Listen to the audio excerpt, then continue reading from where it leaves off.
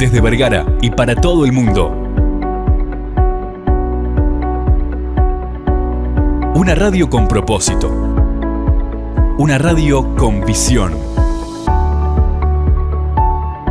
Una radio para todos. El Libertador, 1210 AM.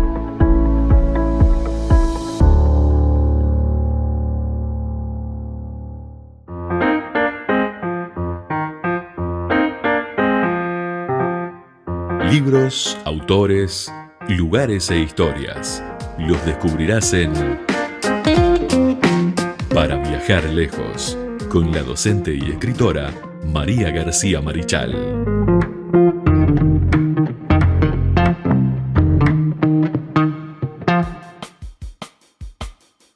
Continuamos en punto de partida aquí por la 1210 AM Radio El Libertador. Como todos los martes, hoy es tiempo de columna de literatura. Acordate que si querés comunicarte con nosotros, lo podés hacer al 091 99 12 10 más 598 si estás fuera del país, tanto por Telegram como también por WhatsApp. Algún autor, algo que quiera que hagamos en esta columna de literatura, como siempre, que compartimos todos los martes, pero también podés ver los distintos podcasts filmados y subidos a las redes, tanto en Facebook como también en YouTube, para compartirlo y también para poder ver, tomar datos, lo que vos quieras, de los distintos autores que hacemos. Hoy un capítulo muy pero muy especial, como lo ven ahí en nuestro gráfico, la Biblia. Bueno, pero antes voy a saludar a nuestros comensales, que es María García Marichal, que nos acompaña con nosotros, como siempre, como todos los martes. ¿Cómo estás, María? Muy bien, buenos días, Carlos, buenos días, audiencia. Una felicidad, un gusto con este invitado de lujo que tenemos hoy y con el tema que vamos a abordar. Así que, mejor imposible. Bueno, hoy tenemos, sí, como ya le dijo María, un invitado muy especial, que ya es de la casa, ya ha estado con nosotros muchísimas columnas, conversando, pero para hablar de la Biblia tenemos que saber de qué estamos hablando, y para eso vamos a traer a un profesor del Instituto Bíblico de Fe, el pastor Héctor Leites, que es el asador vegano que tenemos por acá. Bueno, como ustedes saben, él también participa del Mundial de Asado que va a ser dentro de poco, ¿no, Héctor? Exactamente, sí. Gracias a Dios, gracias por la invitación.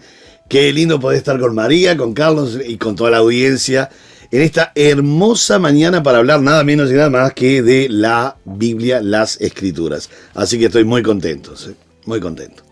Bueno, como siempre ya les dije, esta columna es muy especial, ya que vamos a estar tratando de la Biblia, acerca de la parte literaria también, pero después vamos a tener una segunda parte donde Héctor nos va a explicar un poquito. A mí me pasó, vos sabés, que cuando yo tenía 17 años, por ahí, quise leer la Biblia. Empecé a leer, obviamente, Génesis. Y cuando llegué a Levítico ya no quería saber más nada.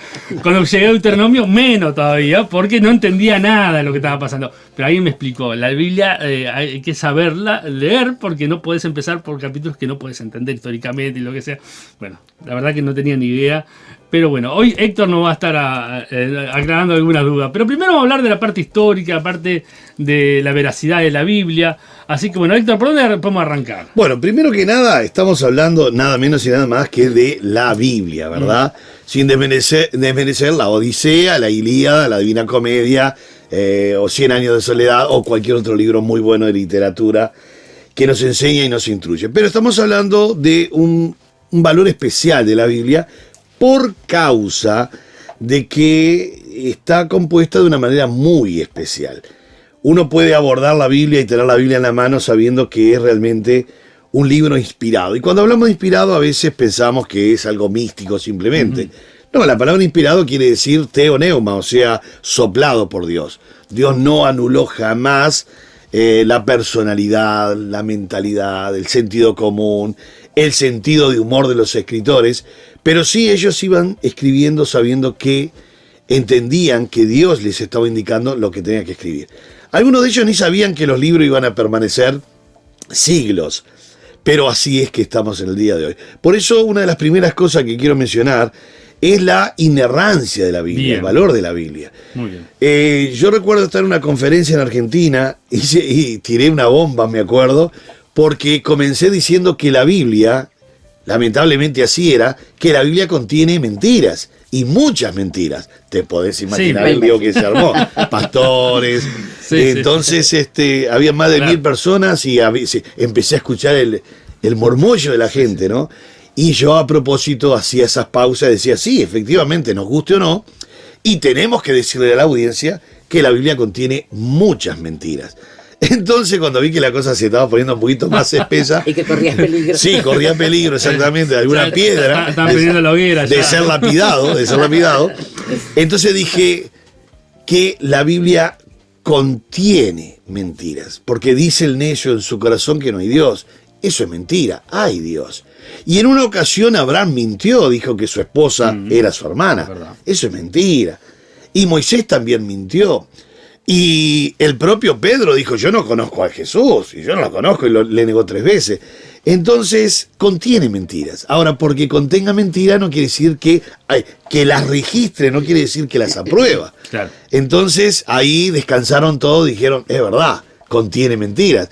Pero solo las contiene, no está apoyando, solo está registrando la historia. Y esto es bueno, porque si tuviésemos una Biblia que todo es camino de rosas, que no hay error en las personas, que no se narra el pecado de David, que no se narra la confesión de David, que no se narra los grandes problemas que tuvo Pablo, que no quería predicar en Corinto, o la negación de Pedro, o el lío que se le armó a Pedro con los judaizantes en Gálatas capítulo 2, si no estuviese nada de eso, yo desconfiaría, digo, pero la gente no se equivocaba.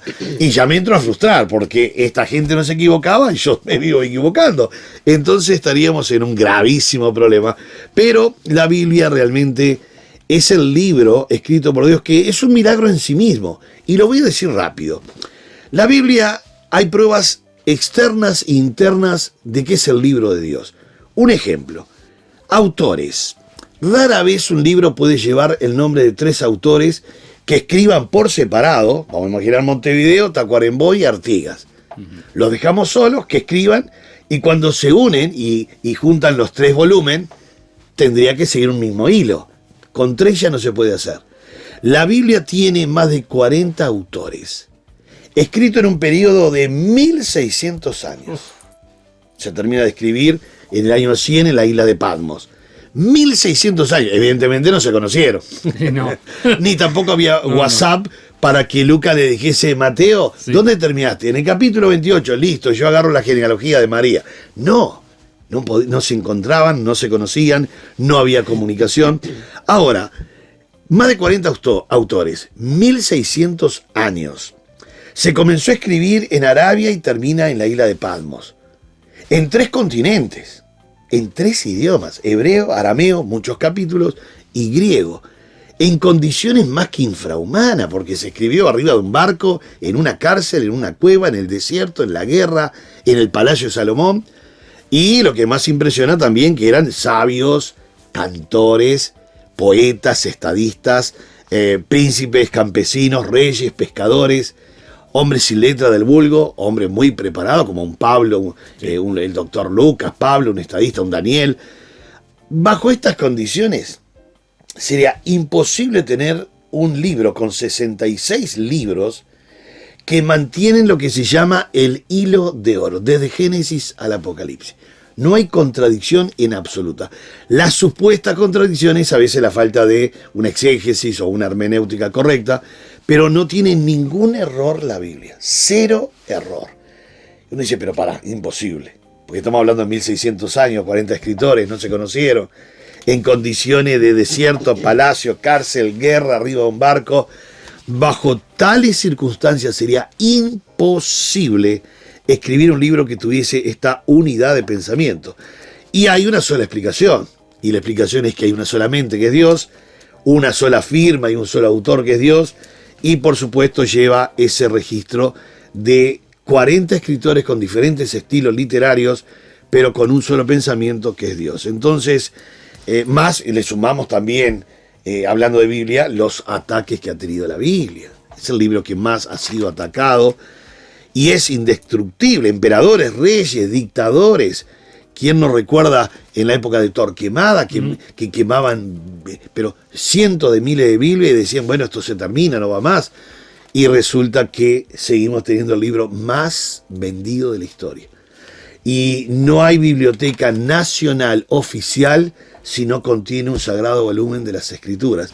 Entonces uno dice, bueno, estamos enfrente de algo que es realmente muy importante, no es casualidad, no es un libro de historia, no es un libro de geografía solamente, aunque hay historia, hay geografía, sí, hay literatura, bueno, hay de todo. Yo estaba mirando acerca de lo que es la arqueología, es impresionante.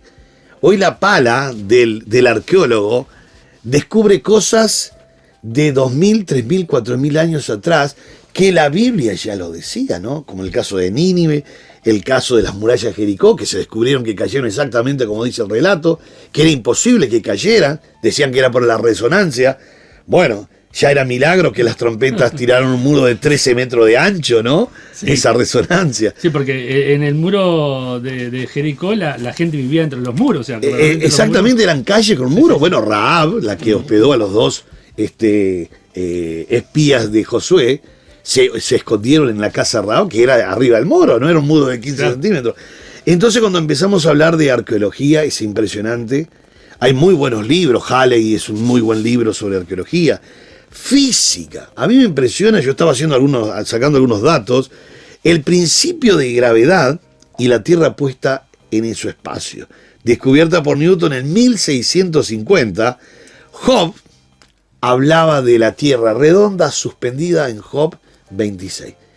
3000, 2800 años antes de Cristo, ya se hablaba de la Tierra suspendida, se hablaba de la inclinación de la Tierra, se hablaba de la redondez de la Tierra, y uno dice, pero no puede ser. Bueno, estamos hablando de lo que la gente creía en aquel entonces. Los científicos hablan hoy se sabe del peso del aire, ¿no? Pues ya la Biblia revelaba que el aire sí tenía peso en Job 28. También se creía que la luz no tenía movimiento, que era instantánea. Por supuesto, después se descubrió 300.000 kilómetros por hora, ¿verdad? Por segundo, la velocidad de la luz. Pues la Biblia lo decía en Job 38, el movimiento, el espacio y la distancia recorrida de la luz. Ya lo hablaba 3000 años antes de Cristo. Y uno dice, pero no puede ser. Arqueología, física, astronomía, Galileo Galilei en el 1610, por supuesto que, y Aristóteles y Copérnico, bueno, toda esta gente, hablaba acerca de que sí, la Tierra era redonda. Pues Isaías lo mencionó, pues Job lo mencionó, pues todos estaban mencionando acerca de la rotación y traslación de la Tierra. Entonces nos dice, pero ¿no es solamente un libro que inspira a la vida eterna? Bueno, no solamente eso. Tenemos a la experta en historia, ¿no? Y en geografía. En geografía. Bueno, pero los judíos tomaban la Biblia, todo lo que era el Antiguo Testamento, para su propia historia y para su propia geografía. Ellos querían saber dónde están los mejores aceites. Iban a los viñedos, ¿verdad? De Abraham. Iba a los olivares que plantaban, las viñas, y sacaban las mejores, los citrus, el agua, el petróleo. Y decía, ¿de dónde sacamos el petróleo? Bueno, vamos a la Biblia.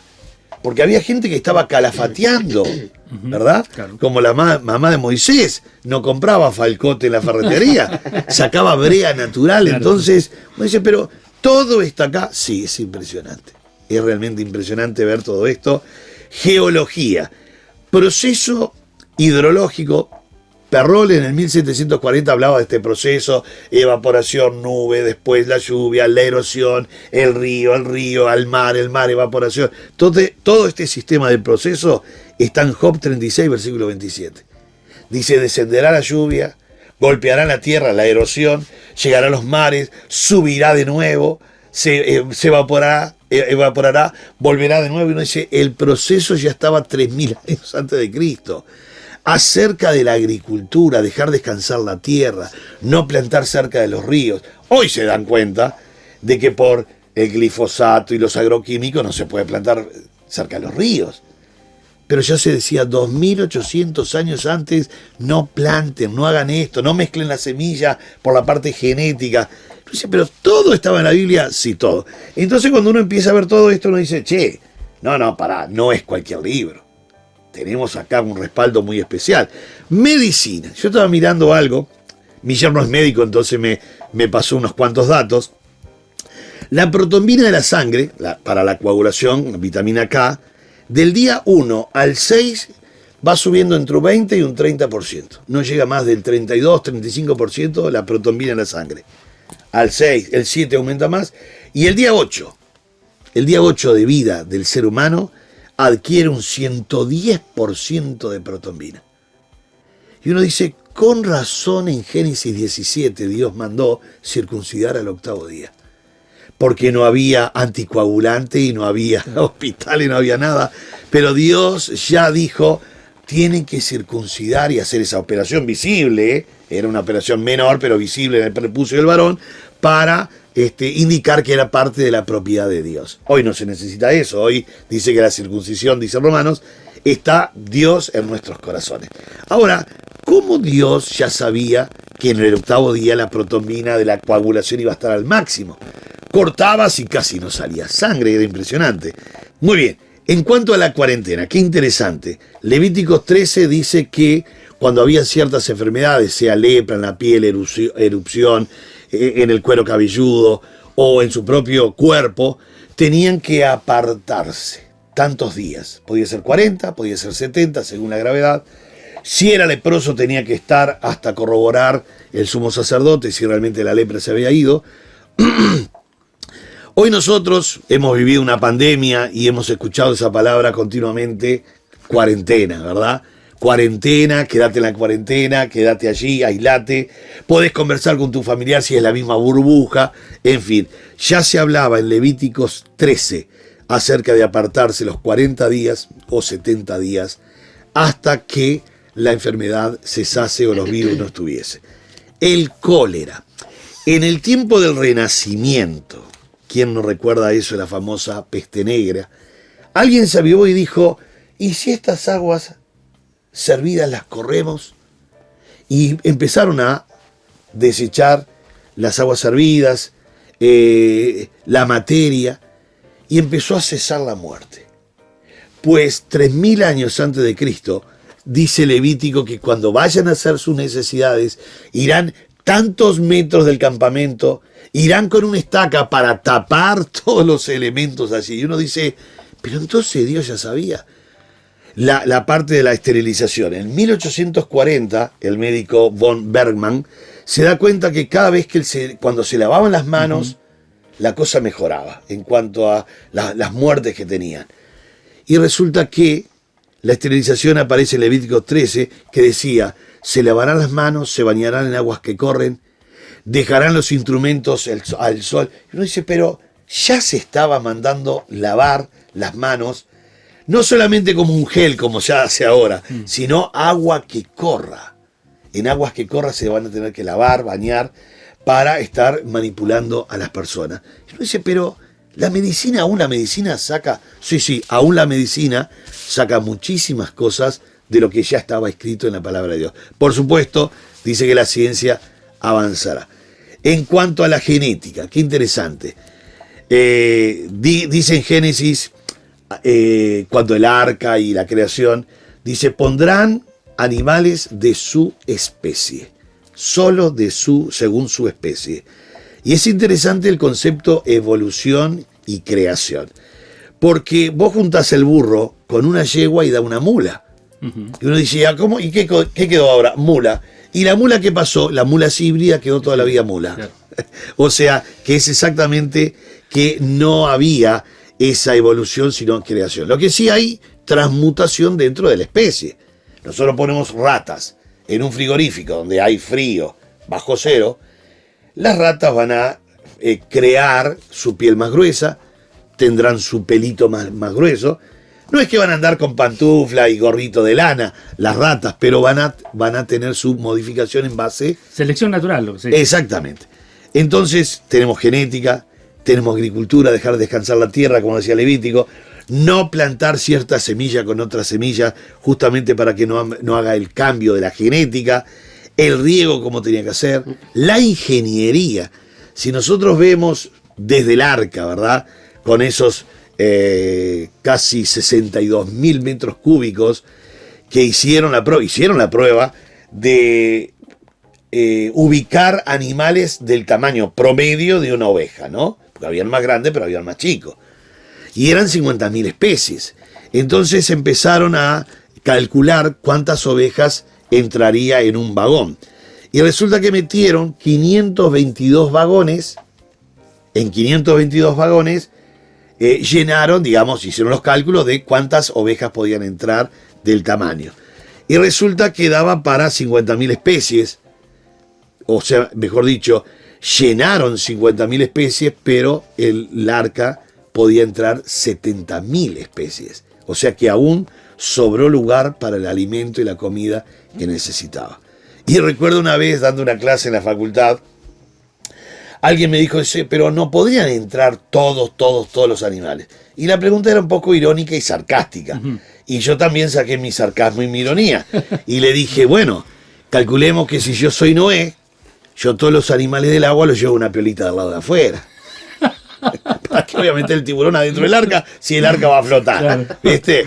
Y entonces le dije, yo pongo en estribor el tiburón y en babor pongo la ballena para que no se peleen. Lo llevo a una piolita como perrito al lado de afuera, y a los pájaros y a los animales que vuelan le digo, bueno, a usted no le cuesta nada volar arriba del arca, ¿no?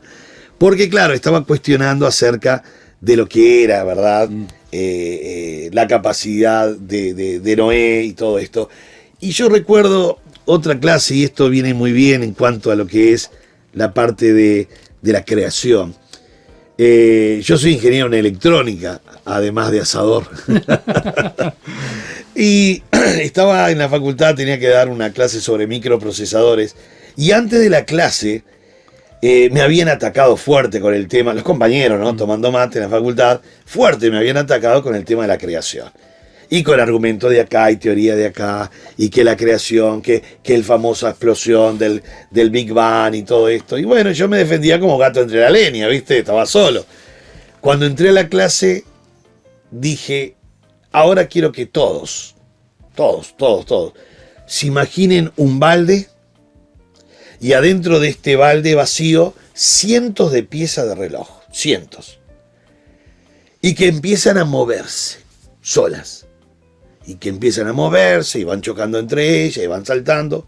Y uno de ustedes agarra una bomba, un petardo, bomba brasilera, y lo pone adentro del balde y explota todo. Y sale para afuera un reloj suizo andando y en hora. Todos empezaron a reír, pero todos empezaron a reír, se reían. ¿Cómo vas a decir que queda? Sí, ponemos una bomba y el reloj ahora sale armado, andando y en hora. Todos se reían. Yo dije, muy bien, me encanta que se estén riendo de su propia teoría. Porque todos ustedes, o la mayoría pero todos ustedes hace un rato me dijeron que todo el mundo quedó armado con una explosión. O sea que quedó inclinado 23 grados para que haya estaciones por la explosión. Quedó la distancia justa del sol para que haya justamente el clima justo, las fotos, lo que es la parte de fotosíntesis. Si el sol estuviera más cerca, todo estaría quemado. Si el sol estuviese más lejos, todo era hielo. Si la luna estuviese más cerca de la Tierra, los mares taparían los continentes 2 veces al día. Realmente me emociona que la explosión de ustedes dejó todo armado. O sea que ustedes se rieron ahora de que el reloj quedó armado por una explosión. Se han reído de su propia teoría. ¿No es mejor pensar hoy que hubo un relojero que diseñó cada pieza del reloj, lo colocó en su lugar justo para que el reloj ande? Eso es lo que creemos todos, ¿verdad? Bien, eso es lo que creo yo también acerca de la creación. Hay que tener, y ahí les dije a todos, y a partir de ese día yo adopté esta frase y la uso siempre, ¿no? Que no me alcanza la fe para ser ateo. Así le dije a todos. A mí no me alcanza la fe para ser ateo. Ustedes tienen 500 años más fe que yo. Porque les dije, ustedes creen en Sócrates, Platón, Aristóteles, Demóstenes, Eurípides, Epímenes, que nació 300, 400 años antes de Cristo. Y yo creo en Cristo. Y ustedes creen en Sócrates y Platón. O sea, tienen 400 años más fe que yo. Porque nació antes. Claro. Entonces es un problema de dónde depositamos nuestra fe y nuestra confianza. Por eso el valor de la Biblia. Porque el leer la Biblia va aumentando mi fe. Yo recuerdo cuando me convertí, vos contabas que no entendías nada de la Biblia. Claro. Y yo pensé que las epístolas eran las esposas de los apóstoles, no sabía nada, ¿viste? Como que había cierta relación en la sonoridad de la palabra. Exactamente. Y entonces la misma palabra va haciendo que uno vaya teniendo más iluminación y creyendo cada día más en nuestro Señor, en nuestro Dios. Porque aún la misma Biblia lo dice en Romanos 10, que la fe viene por el oír y el oír de la palabra de Dios. Entonces es muy, muy, muy complejo a veces tratar de explicar, pero cuando uno empieza a mostrar todas estas evidencias, porque estamos hablando de autores, estamos hablando de las condiciones, arqueología, de física, astronomía, geología, medicina, historia. Si nosotros agarramos el libro de Daniel, capítulo 2, 7 y 8, cuenta exactamente lo que cuenta la historia universal acerca de Babilonia, acerca de los medo-persas, que dice que se inclinaba sobre un costado más que del otro, con 3 costillas que eran los 3 generales. O sea, hay datos que son sumamente precisos. Babilonia, los medo-persas, los griegos, con Alejandro el Grande, Antíoco Epífanes, el Imperio Romano. Y uno dice, pero ¿cómo 800 años antes de Cristo, que Daniel escribe, puede dar datos tan precisos? Bueno, justamente Dios le estaba dando esos datos.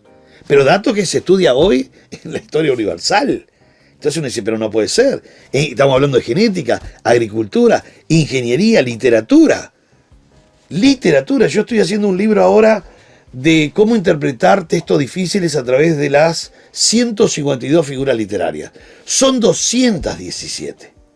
Pero como una litote queda dentro de una personificación, una prosopopeya, una metáfora, van unidas, quedan en total 152. Yo estaba mirando la Odisea en estos días, siglo VIII. Tiene 24 cantos, 10.000 versos. La Ilíada, de Homero también, por supuesto. Esa obra de cabecera de Alejandro, ¿verdad? Otra vez, 24 cantos, 15.000 versículos. La Divina Comedia, 100 cantos. Don Quijote, 100 años de soledad. Y resulta que la Biblia tiene 31.176 versículos. Escrito por más de 40 escritores. En un periodo de 1600 años, y ningún versículo se contradice uno con el otro. De hecho, se van complementando. Sin conocerse, Mateo escribe a los judíos. Marcos, Romano, escribe a los romanos, que querían cosas rápidas. Lucas es el único escritor gentil en la Biblia, es un griego, el doctor, historiador de primera línea. Escribe a los griegos. Y le escribe un griego ático que podían entender la filosofía. Y Juan escribe para todos. Y uno dice, pero es impactante lo que lograron hacer. Y uno dice, pero ¿quién los enseñó? Eran hombres pescadores.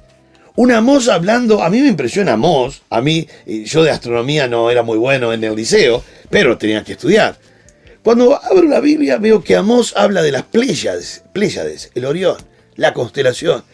Y digo, ¿cómo puede saber? 600 años antes de Cristo, un recogedor de higos silvestre, un pastor de Tecoa, como dice, ni siquiera era profeta ni hijo de profeta, ¿cómo podía saber tanto de astronomía este hombre? Y uno dice, pero ¿qué hay acá? Bueno, esto es una fuente inagotable. Un Pablo hablando de matemática, física, química, medicina, hablando de los Juegos Sísmicos, Juegos Olímpicos, hablando el otro día, estaba haciendo un estudio sobre Filipenses, y toda la terminología que utiliza en el capítulo 3, 2 y 3, es de un contador público. Entrada, salida, haber, debe, transporte, acuso, recibo. Y uno dice, pero este es un contador público. Y era un Pablo, que vivía más en la cárcel que afuera. Y tenía más piedra arriba, no solo en Listra. Entonces nos dice, es impresionante esto.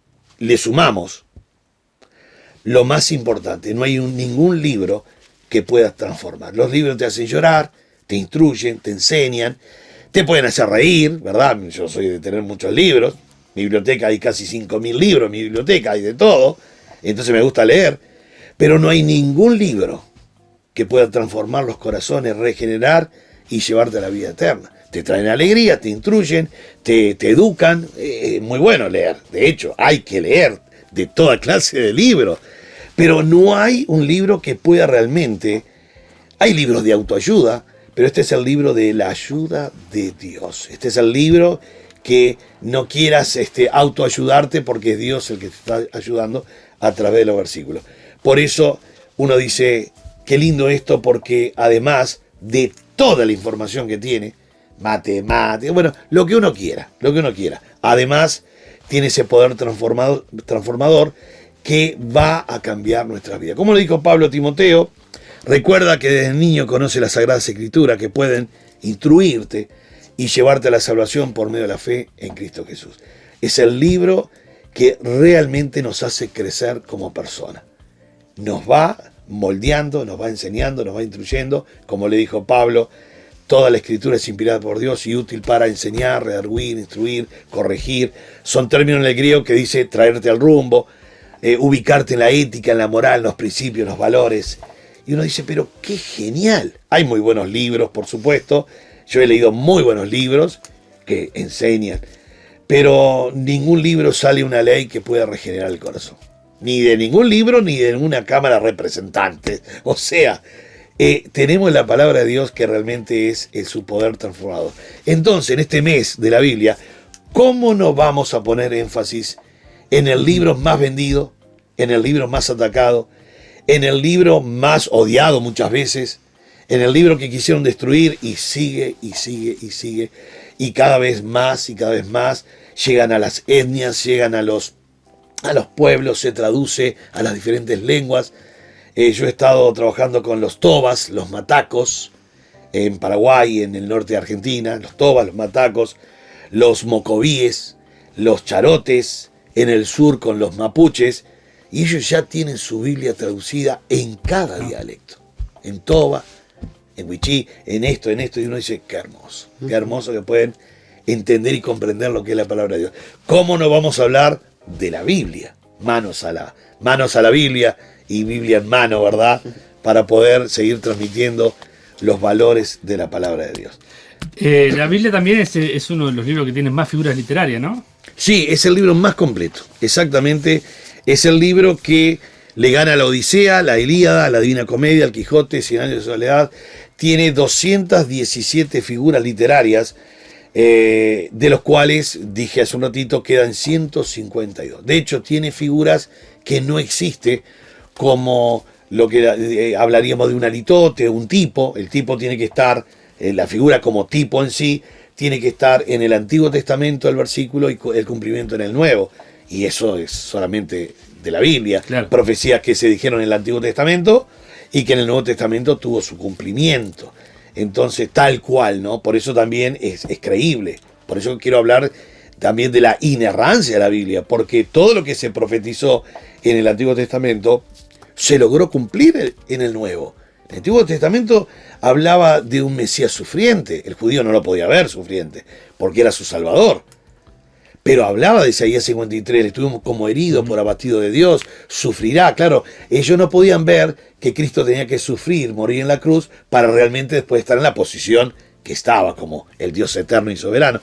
Entonces, todas las profecías del Antiguo Testamento no solo tendrán algunas en el futuro, sino que ya tuvieron la mayoría del cumplimiento en el Nuevo Testamento, sea por Pablo, sea por la palabra, por Cristo, por morir, resucitar, vivir, entregar su vida, resucitar al tercer día a Cristo, tal como está comprobado también empíricamente. Los soldados pagaron, el imperio pagó a los soldados para que digan que se durmieron. Porque si no, esto va a seguir corriendo de que este hombre resucitó. Y claro, los echaron, pero no importa, le dieron un buen dinero para que dijesen que se habían dormido y que habían robado el cuerpo. Entonces, tenemos por todos lados pruebas empíricas, pruebas internas y externas de lo que realmente es este libro tan, pero tan especial, que es la palabra de Dios. Así que si tendremos el gran privilegio, yo soy un amante del estudio, y en versiones yo tengo más de 160 traducciones diferentes de Biblia en mi biblioteca, y por supuesto utilizo siempre Reina Valera, que es el que tiene los que tienen todo. Claro. Pero sí, pero tengo unas cuantas, ¿verdad? María, ¿algo para agregar? Bueno, ¿qué puedo decir? Estamos hablando además de un erudito con un nombre de muchísima fe, Y eso es espléndido porque transmite con pasión, como transmitimos quienes realmente amamos lo que hacemos, ¿no? Para hacer una acotación, porque esto después lo seguiremos en otro programa, por supuesto, y vamos a la parte netamente literaria. Quiero aclarar, teniendo en cuenta lo que dijo Héctor, que la Biblia comenzó a difundirse más allá de que estaba escrita. No nos olvidemos que antes de la imprenta todo era en manuscrito, todo se hacía con enorme dificultad, con muchísimo trabajo. Empieza realmente la difusión de la Biblia con Gutenberg y con la imprenta. Sí. Y empieza a difundirse de una manera, digamos, con una especie de proyección geométrica, ¿no? Desde la imprenta de Gutenberg se considera que se han producido aproximadamente 5.000 millones de Biblias. Y es considerado por muchos especialistas, y estoy hablando de teólogos, de literatos, académicos en letras, filólogos, como el libro más influyente de la historia, y aquí hago mías las palabras de Héctor, porque ha dejado más improntas en las civilizaciones, y no estoy hablando solamente de la civilización occidental, que ningún otro. No hay, y estoy hablando de muchos autores que son ateos, ¿verdad? Uh-huh. Que se considera el libro más influyente en toda la civilización, en toda la historia de la humanidad. Fue traducida a 438 idiomas, y teniendo en cuenta lo que acaba de decir Héctor, podemos decir que entre dialectos e idiomas étnicos propios, que son de pequeños grupos, además de esos 438 idiomas, hay 2.454 formas o traducciones que tienen que ver con diferentes grupos aborígenes, algunos de ellos muy lejanos, para los cuales la Biblia está traducida. Con respecto a su conformación, la conformación de las Biblias cristianas las vamos a ver después. Si tenemos tiempo, vamos a hablar de la estructura para que quienes conocen poco de la estructura literaria puedan hacerlo, o lo dejamos para el otro programa. ¿Podemos empezar? Muy bien, perfecto.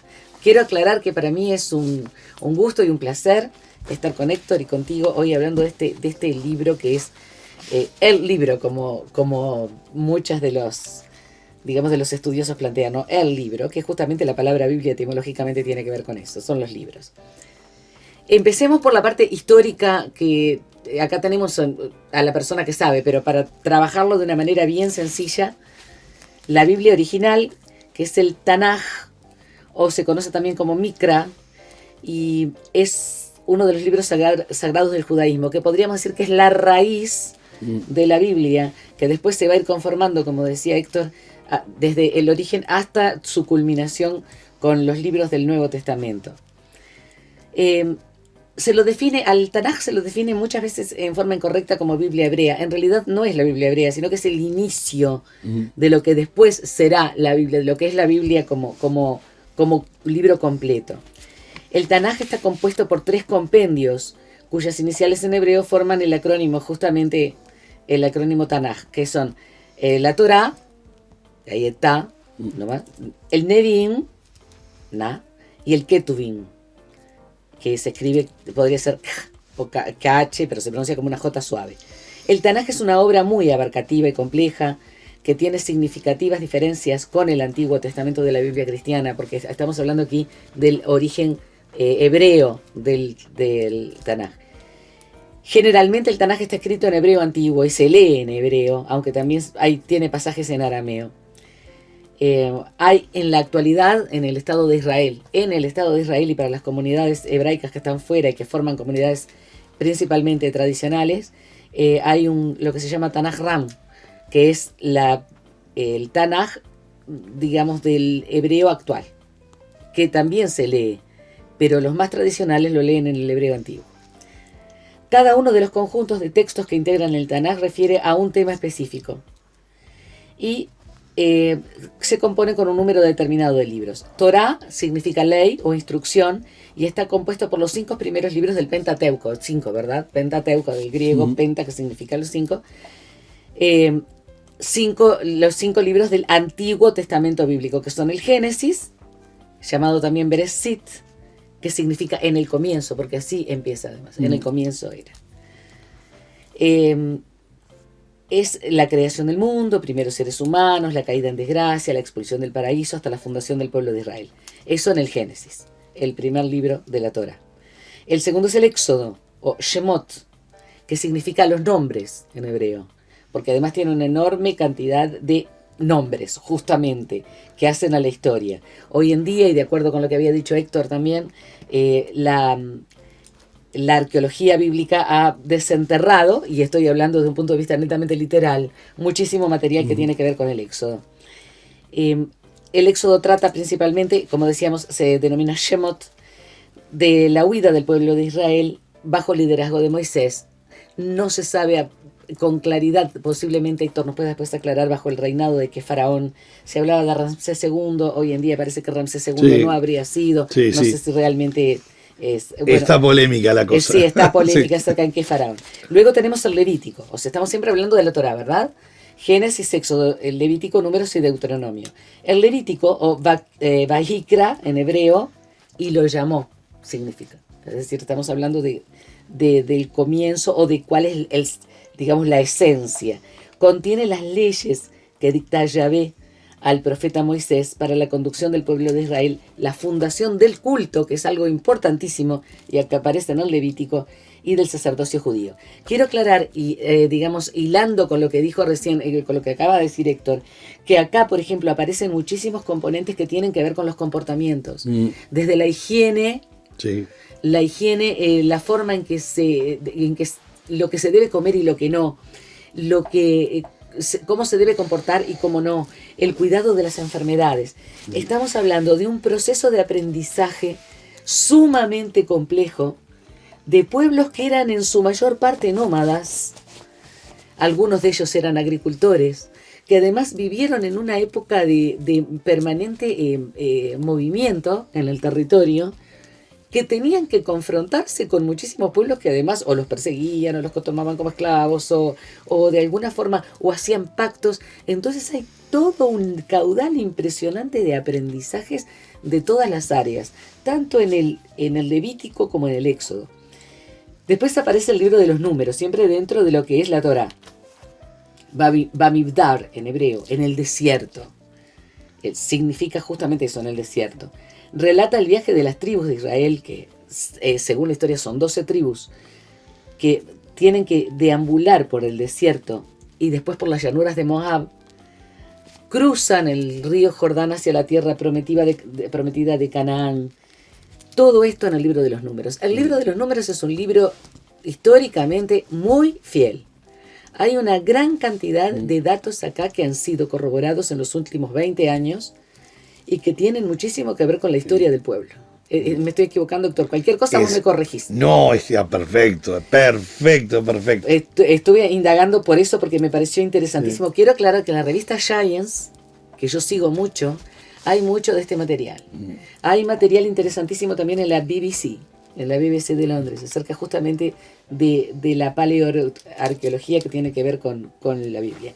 Y el quinto libro del Pentateuco, que es el Deuteronomio de Barim, que en hebreo significa estas son las palabras, y que integran los sermones de Moisés al pueblo, el traspaso del mando de Moisés a Josué y posteriormente la muerte del profeta Moisés. Nosotros tenemos que recordar que Moisés va a ser uno de los grandes baluartes del pueblo israelí. Y siempre estoy hablando, ¿no?, del origen, o sea, de la raíz de lo que después será la Biblia cristiana, que hoy en día es este libro, digamos, difundido hasta la eternidad. Después de la Torá viene el Nevi'im, que es el libro de los profetas, significa profetas en hebreo justamente, y es el libro más extenso de la Torá. Se relatan en el Nevi'im las historias de los grandes profetas, que son los 7 profetas mayores y los 12 profetas menores. Por supuesto que no vamos a hablar de cada uno de los libros, porque allí tenemos aquí el maestro que es el pastor y que nos puede hablar de ello. Pero los profetas mayores, es el libro de Josué, el libro de los jueces, que es un libro que a mí me llama mucho la atención, que es un libro que me resulta interesante para indagar acerca de la forma de vivir y de pensar de un pueblo tan antiguo como el pueblo hebreo. El libro de Samuel, que se divide en uno y en el 2. El libro de los reyes, también muy hoy en día muy refrendado, muy afirmado por muchísimas digamos, en muchos encuentros arqueológicos que se han hecho, ¿no? Muchos hallazgos. El libro de Isaías habla de la llegada del Salvador, es uno de los grandes profetas, uno de los grandes hitos dentro de los profetas mayores. El libro de Jeremías, a mí me encanta Jeremías, quiero aclarar, y el libro de Ezequiel, sus 7 visiones. Muy, digamos, trabajado por los ufólogos. Sí. Quiero aclarar que es muy trabajado por los Y ufólogos. por la escatología también. Y la escatología Sí. también, exactamente. Después tenemos los profetas menores, que son Oseas, Joel, Amós, un libro muy lindo, el libro de Amós, Abdías, Jonás, la historia maravillosa de Jonás o Jonas, Miqueas, Nahum, Habacuc, Sofonías, Ageo, Zacarías, otro profeta que a mí me encanta, y Malaquías.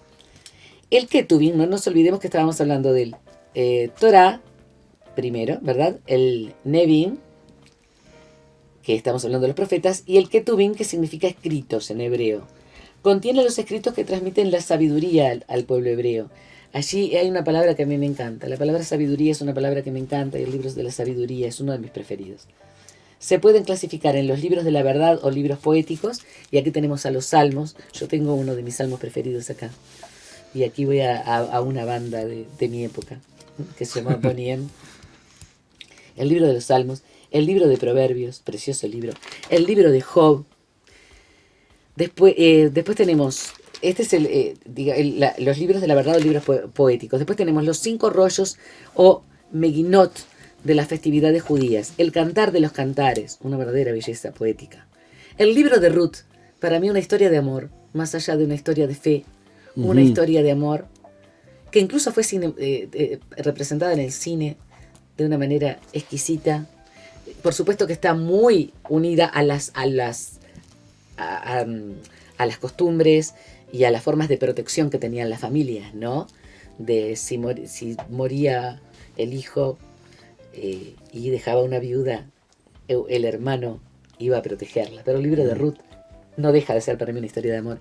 El libro de las lamentaciones, el libro del Eclesiastés, mi preferido del Antiguo Testamento, el libro de Esther.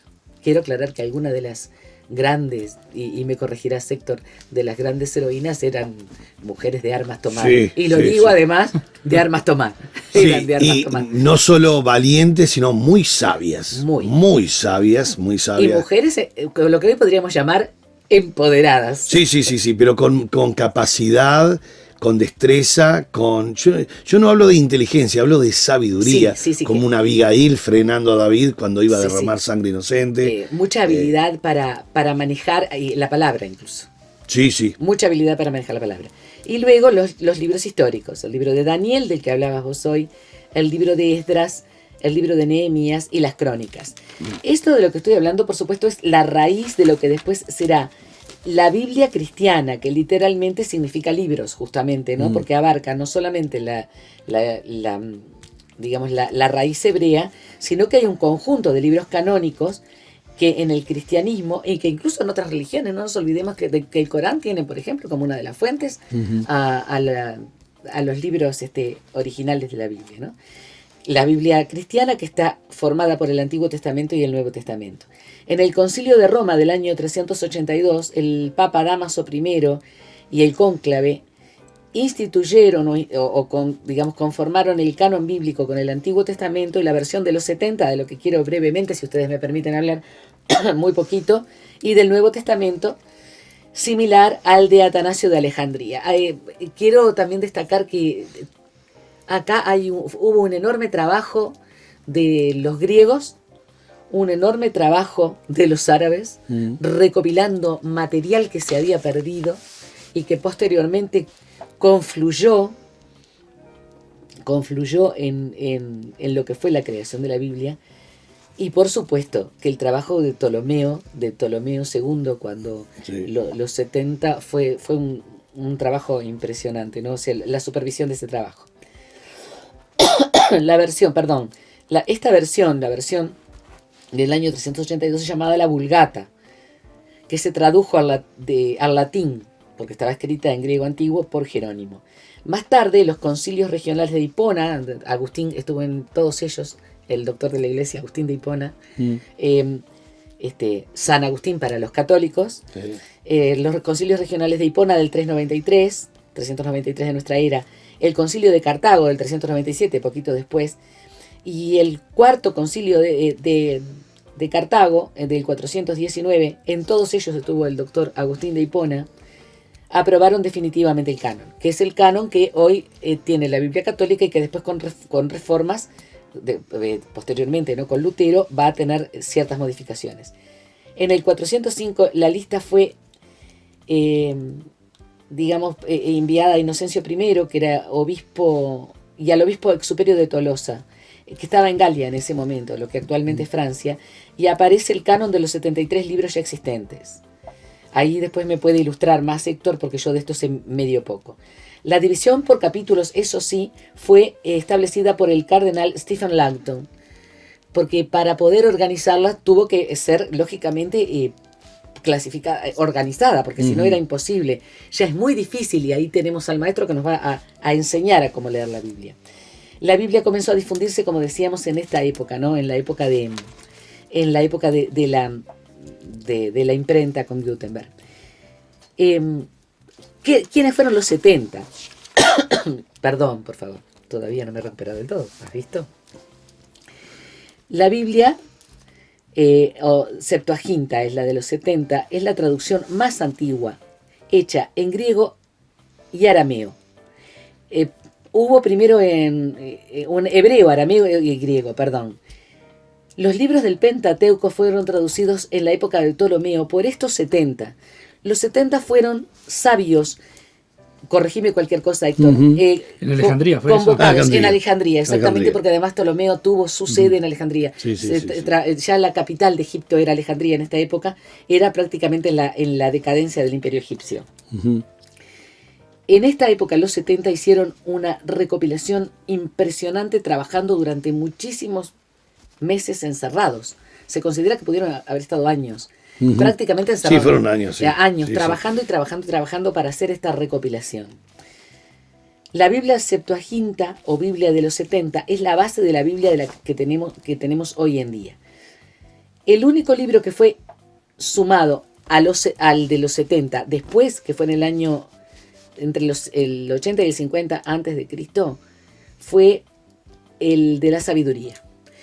Ya esta es la Biblia que podríamos considerar como base, desde el punto de vista literario estoy hablando, ¿no? Y posteriormente nosotros vamos a tener lo que fue, y esto creo que da para otra intervención, lo del Nuevo Testamento. Porque nosotros tenemos que reconocer que hay, por lo menos personalmente y desde un punto de vista literario y netamente, digamos, de lectora, una Biblia antes del Antiguo Testamento y una Biblia antes del Nuevo.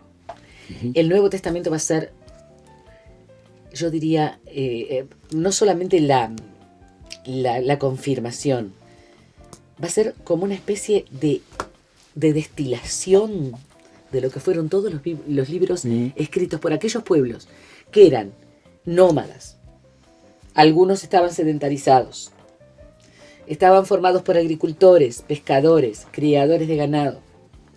Algunos eran sabios. Bueno, de eso también Héctor nos puede hablar acerca de que se dice que era sombra del Nuevo Testamento, ¿no? Claro. ¿Cómo es eso? Bueno, el apóstol Pablo, Jesús lo había dicho, ¿no? Que lo que él iba a estar enseñando se iba a estar confirmando. Todo lo que él enseñaba se iba a estar confirmando. A medida que iba pasando el tiempo se iba a estar, cerrando todo lo que bien explicaba ella acerca del Antiguo Testamento y bien expuesto, porque va mostrando realmente los módulos del Antiguo Testamento que fueron escritos a la perfección. O sea, cuando hablamos del Pentateuco, cuando hablamos de los libros históricos, cuando hablamos de la profecía, cuando hablamos de la historia o los libros sapiensales, todo iba encajando de una manera muy especial. Cuando llega Cristo en la escena, cuando entra Cristo en la escena, Cristo, los apóstoles, ellos no tenían el Nuevo Testamento, ellos iban citando y confirmando lo que decía. Pablo llega a decir en un momento, dice, porque no quiero, hermanos, que ignoréis que nuestros padres, hablando del Antiguo Testamento, Estuvieron todos bajo la nube. Empieza a hablar de la historia. Empieza inclusive a hablar de la geografía, el Mar Rojo, el Jordán, el Éufrates. Todos en Moisés fueron bautizados en la nube y en el mar, haciendo mención en esta figura literaria de que estaban bajo la autoridad de Moisés, cruzando el Mar Rojo. Todos bebieron la misma bebida espiritual, haciendo alusión a, bien como decía María, acerca de lo que era el libro de Números. El libro de Números, bien lo mencionabas tú, es un libro a la perfección los datos, es el libro que además muestra la historia, porque se llama Números, pero ese nombre vino después. Ella mencionó correcto el nombre original, era la historia del desierto. Y si uno quiere saber realmente qué ha pasado con el pueblo de Israel en el peregrinaje saliendo de Egipto, de la esclavitud, realmente lo menciona Números a la perfección. Y ahí se va sumando, porque eran 10 mandamientos, claro, pero llegan a ser 613. Y en estos 40 años de desierto, que el libro de Números lo menciona muy bien, te menciona cómo se van sumando mandamientos. Moisés escribe esto y esto, y ahí se fueron dando todos los acontecimientos. Ahora, Pablo llegó a decir, citando un montón de cosas del Antiguo Testamento, de hecho, todos los que cita Jesús, Pablo, Pedro, no es de Mateo, Marco, Lucas, Juan, no, es del Antiguo Testamento. Exacto. Ahora, ¿por qué lo citan en el Antiguo Testamento? Para que logre cumplir justamente lo que yo mencionaba recién, una de las figuras literarias hermosas de la Biblia, que es el tipo y el antitipo, el cumplimiento. Cuando Jesús dijo, así es necesario que yo sea levantado, como Moisés levantó la serpiente en el desierto, la serpiente de bronce, que todo aquel que tenía fe y obediencia vivía cuando las serpientes estaban mordiendo, allá en el libro de Números. Entonces dice, de la misma manera yo también tengo que ser levantado, y todo aquel que tenga fe y obediencia también vivirá, pero vivirá eternamente. Entonces, todos esos tipos, antitipos, profecías que se van cumpliendo, y lo que van citando en cuanto a la ética, la moral, los principios y los valores, era del Antiguo Testamento. Lo que pasa es que como Cristo viene a cumplir la ley y a absorberla, porque algunos piensan que Cristo vino a cumplirla y decir no sirve para nada. No podía decir eso nunca. Perdón, él mismo lo plantea, no, yo no vine a... Exactamente, yo no vine a abrogar la ley. Yo vine a cumplir la ley. Ahora, al cumplirla, él la aumenta. Qué interesante que él no anula nunca la ley. Jamás anula la ley. Él aumenta la ley diciendo, oíste que fue dicho, ojo por ojo y diente por diente. La ley del talión, ¿verdad? Sí. En el Antiguo Testamento. Pero yo os digo, amen a sus enemigos. Oíste que fue dicho que si se encontrara a alguien en el acto de adulterio, iban a ser lapidados, ¿no? Pero yo os digo que si aún ustedes adulteraron en su mente, en su corazón, ya es pecado también. Entonces uno dice, uy, se complicó en el Nuevo Testamento, porque ahora las demandas son mayores. Sí, porque ahora se nos juzga mi pensamiento, las intenciones, las motivaciones. Antes en la ley era si te veían, si no, no, porque se juzgaba lo externo. Pero ¿qué pasa? Si bien las demandas son mayores hoy, que las fueron ampliando Cristo y los apóstoles, también el alcance y la valía del perdón es mayor. Porque antes teníamos que esperar un año que el sumo sacerdote tomara el animal sin defecto, todo como pedía Levítico, como bien explicaba María, porque Levítico era el manual para los levitas de cómo hacer el sacerdocio, cómo hacer los sacrificios, qué comer, qué no comer, qué higiene, qué esto, era todo, pero así, a rajatabla. Claro. Entonces, en el Antiguo Testamento tenía que presentarse el sumo sacerdote, tenía que limpiar primero los pecados de él, se ponía un gorrito, que era la famosa mitra que decía santidad de Jehová, para que él no muriese cuando entrase a la presencia de Dios. Entonces mataba, pasaba por el lavacro para lavarse, después pasaba al lugar santo, estaba la mesa de la proposición, el altar del incienso, el candelabro, y del otro lado había el arca del pacto. Y ahí era la famosa caja con los querubines, que adentro contenía parte del maná, las piedras, las tablas y la autoridad, la vara de Aarón. Entonces ahí es donde él entregaba la sangre. Y lo hacía una vez, no una vez al año, porque no había una fecha para hacerlo, era una vez cada año. Podía ser diciembre y enero, son 2 años diferentes, ¿me explico? Claro. Bueno, entonces había que esperar un año. Y todo afuera diciendo, che, ¿murió el sacerdote? No, creo que no murió. Creo que no murió. Uy, porque si murió no aceptó la ofrenda a Dios. Cuando salía el sacerdote, ellos se sentían tan libres, esa es la palabra correcta, que no me iba a salir. Contentos, pero libres. ¿Por qué? Porque Dios había expiado el pecado. una vez al año. Hoy, dice Hebreos 10, 19, hermanos, teniendo libertad para entrar al lugar santísimo, por el camino nuevo y vivo que Él nos abrió a través de su sangre. O sea, Cristo lo que hace es ampliar la demanda. Ahora se me juzgan mis pensamientos, mis intenciones. Entonces, también las demandas son mayores, pero el alcance y la valía es mayor. ¿Por qué? Porque hoy no tengo que esperar un año. Hoy, tomando un matecito con mi señora, yo le digo, Adriana, me equivoqué. Voy a pedirle perdón a Dios. Y cuando yo digo voy a pedirle perdón a Dios y oro, Dios dice, listo, ya está. Porque antiguamente el perdón es yo te perdono. La justificación a través de Cristo es yo no veo nada. Porque la palabra dikaiosune en griego es yo no veo, estás justificado. Porque te veo a través de la sangre de mi Hijo.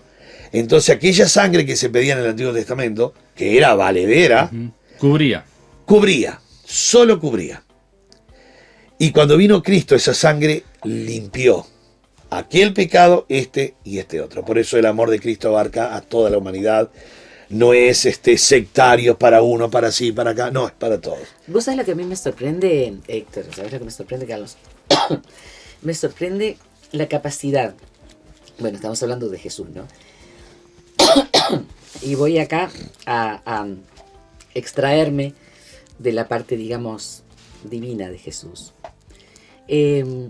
La capacidad espléndida, quiero aclarar que más allá de fe o no fe, para mí es una persona que no sé, bueno, que la seguiría ahora y dentro de 1000 años, y si tengo que vivir en un universo paralelo, y lo seguiría sin parar y sin descansar. La capacidad de hacer algo tan simbólico y profundo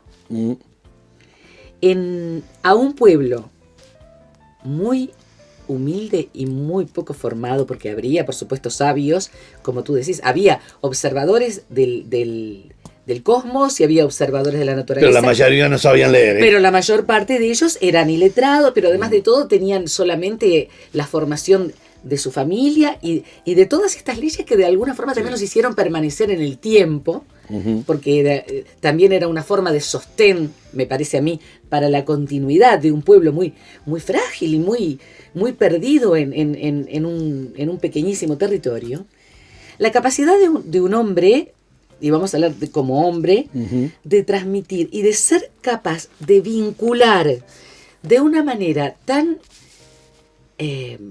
imposible de discutir una ley antigua formada para un pueblo de varios miles de años de antigüedad, en un pueblo que podríamos hablar del año 7 u 8 antes de nuestra era, y en la actualidad, y capaz de hacerlo con palabras tan sencillas y articularlo en forma perfecta, un símbolo tan grande. Impresionante. A mí A mí me impresiona exactamente igual que a ti, dejando la parte espiritual, exacto, mirándolo en su capacidad de poder, como decías, amalgamar verdades muy profundas. Exacto. Con una simple metáfora, una parábola, y a veces con el silencio. Y el silencio. Bueno, yo quería preguntarte eso. ¿Qué significado? Porque te lo estoy diciendo y yo me estoy... Tenemos que ir redondeando. Perfecto. El silencio. El silencio de Jesús. El silencio de Jesús fue una de las mejores lecciones que tuvo para todo el mundo. En una ocasión trajeron a una mujer encontrada en acto de adulterio y le dijeron, Jesús, Moisés mandó apedrear a esta mujer. ¿Tú qué dices? Si él abre la boca en ese momento, la queda. Porque si él dice, si lo dijo Moisés, tenemos que respetar lo que dijo Moisés. Pero la mujer no había pasado por el Sanedrín. Si él dice, bueno, vamos a darle la oportunidad para que se arrepienta, dicen, eso no es lo que dijo Moisés. Entonces se inclinó y escribió en tierra. Nunca sabemos lo que escribió, exacto. Pero sí sabemos lo que ellos estaban pensando. Porque había una profecía en Jeremías 17, verso 13, que decía, en Jeremías, 700 años antes de Cristo, decía, se escribirán en el polvo de la tierra aquellos que te abandonan y se irán totalmente avergonzados. Pasó exactamente... Porque dice el texto que del hombre más sabio y el más veterano, hasta el menor, largaron la piedra en silencio y se fueron de a uno. Ellos pensaron, nosotros no sabemos lo que escribía Jesús, pero sí sabemos lo que pensaba, porque el texto dice, y ellos, acusados por su conciencia, por lo que estaba en la Biblia, en su propia ley, se fueron de a uno avergonzados y no dijeron nada. Y Jesús dijo, ni yo te condeno, eso sí, no peques más. Y la mujer no pecó más. Y uno dice, qué sencillez el silencio.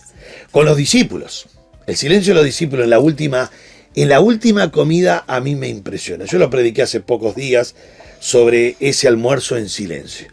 El maestro ya con cuerpo glorificado se presenta a la playa la tercera vez, están pescando y se aparece como un pescador con conocimiento, dice, bueno muchachos, tienen la red a la derecha, van a encontrar que el cardumen, o hicieron caso porque habían trabajado y no habían pescado, cuando traen las redes se dan cuenta que es Jesús. Se dan cuenta que es Jesús. Hasta Pedro, que estaba sin ropa, se vistió rápidamente y dice, el maestro. Juan dice, es el maestro. Todos el maestro. Ahora, todos sabían que era el maestro, pero ninguno le dijo, maestro, sos vos. Tendrían que abrazarlo, besarle. Estaban todos en falsa escuadra. Porque 3 años antes los habían mandado a pescar hombres. Sí. Y ahora volvieron a sus viejas redes. Entonces, ellos no hablaron nada y Jesús comió sin hablar nada. Porque esa era la mejor lección. Pedro sabía que había vuelto a las redes cuando Pedro mismo había sido llamado arriba del barco. Los hijos de Zebedeo, que eran pescadores, Juan y Jacob, habían sido llamados para pescar hombres vivos, y resulta que ahora que el maestro apareció, ellos no era un día de camping, habían vuelto a sus viejas redes. Por eso la famosa pregunta de Jesús, después que comieron, él preguntó a Pedro y dice, Pedro, ¿me amas? Y él cambia el verbo. Jesús utiliza el verbo ágape y Pedro utiliza el verbo fileo. Tú sabes que yo te quiero. Pedro, te estoy preguntando si me amás. Yo te quiero. Entonces dijo en la primera ocasión, ¿me amas más que estos? Esto no se refiere a los otros discípulos. Se refiere a estos elementos de pesca. Porque él había sido llamado. Entonces ese silencio fue un almuerzo que nadie habló. Ahora imagínate la procesión, cómo iba por dentro. Claro. Vos sabés que es el maestro. Y el maestro necesitaba, y Pedro necesitaba ese encuentro con Jesús, porque del momento de la negación no se habían visto. No se habían visto.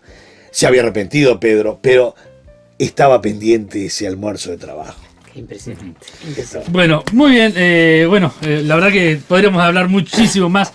En el próximo capítulo vamos a ver cómo leer la Biblia para poder tener por lo menos un manual, podríamos decir, así de cómo ir leyendo la Biblia. Gracias, Héctor, por habernos acompañado. Un placer estar con María y con Carlos. Para nosotros, ni hablar. Nos vemos, nos reencontramos, que pasen bien.